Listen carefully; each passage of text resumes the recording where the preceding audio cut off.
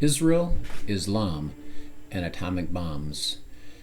Yom Kippur, 1973, the most holy day in the Jewish year.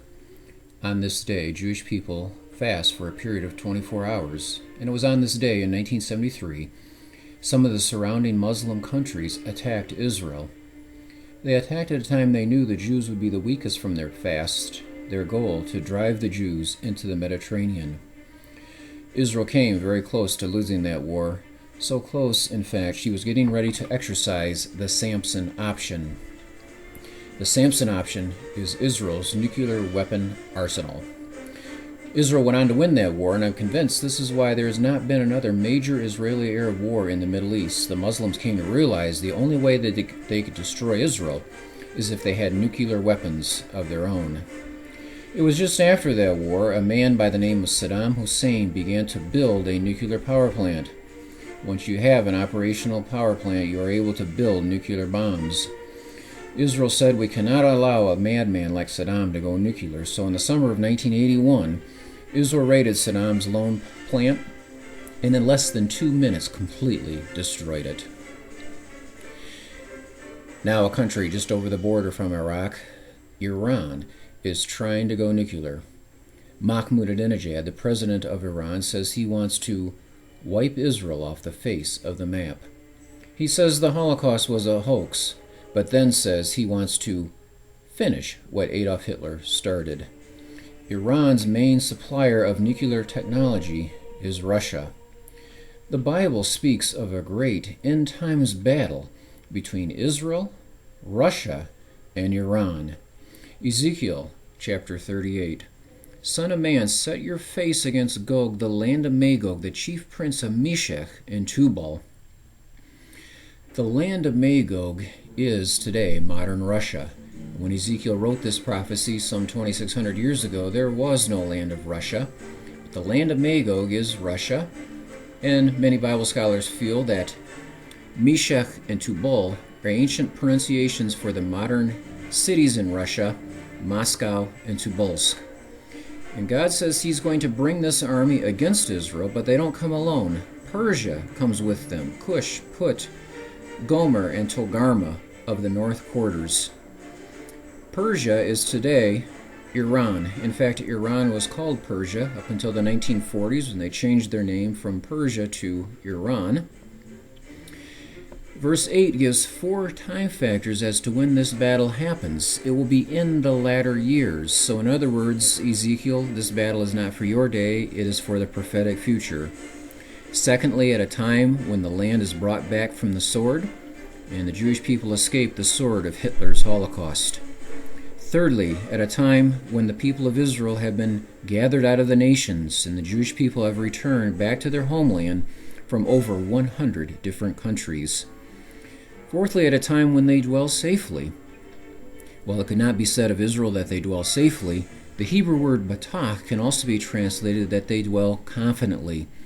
And certainly Israel is confident and dwells confidently today. Verse 11 says it'll be at a time when the land has unwalled villages. Now, Ezekiel must have been scratching his head on this one and saying, "Wait a minute, Lord, are you sure? Unwalled villages?" Because in Ezekiel's day, they wouldn't even dream of building a city without putting a wall around it. That was your protection. And yet, this is a perfect description of the land of Israel today. Not one city has a wall around it, with the exception of the old walls of the city of Jerusalem, which date back 400 years ago. The wall running through the land of Israel is a security wall, but does not surround cities. Why does Russia, Iran, and these countries come against Israel? To take a spoil. And it's always about the money. What does Israel have that Russia could want? Some have noted that the estimated mineral wealth of the Dead Sea is over $1 trillion. So they come against Israel, and verse 16 says they come like a cloud to cover the land. And it appears that Russia, Iran, these countries are successful in their invasion. They cover the land like a cloud.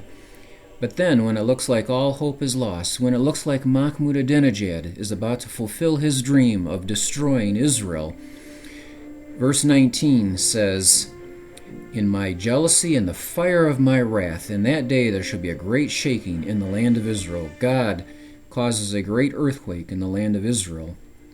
Verse 21 says, every man's sword shall be against his brother.